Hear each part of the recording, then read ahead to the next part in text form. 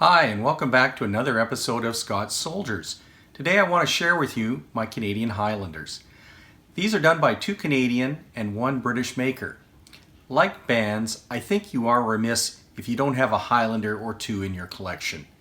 While we tend to think of them as centered on Scottish military history, you can find the swirl of the kilt, the high bonnets, and the call of the bagpipes in many countries, including Canada, which has a long history of Scottish regiments serving here.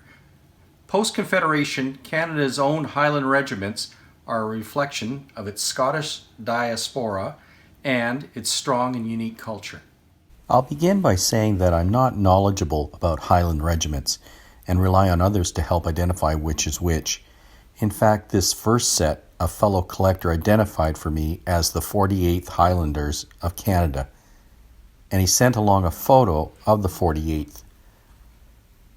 Ordinarily, you think of a set being 5, maybe 8 figures, but this one has a whopping 13 figures, which also includes an officer and NCO. These are larger than the other figures in this episode, and here's a pic for comparison. I think they stand about 56 millimeters, but they're really well painted and solid. The set was made by Labelles of Toronto, and I picked it up at an OMSS on parade show about 5 years ago. And I find that it is often the shows where you find private collectors downsizing sets made years or decades ago. My theory, just a theory, is that private collectors are a discerning lot, and when they start to sell off pieces of their collection, they know they will get a better price and a more appreciative audience for that set at a show like OMSS, where other collectors are found, versus an auction or flea market or garage sale. This next set is from Scott Dummett's Pride of the Nation, and it is number 0047, Canadian Scottish Regiment, Princess Mary's, and appeared previously in episode 25 on Pride of the Nation.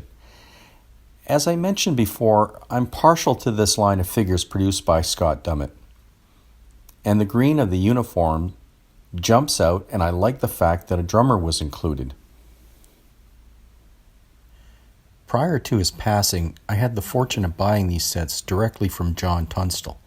They are Canadian Lawrence Scots SS 306C and Toronto Scottish SS 133C in full dress and 108C. In speaking with a fellow collector, he pointed out to me that the Toronto Scottish did not wear feather bonnets amongst the rank and file. And he is right. I couldn't find a photo of the regiment wearing the bonnets, and to that end, here is a picture of the Toronto Scottish.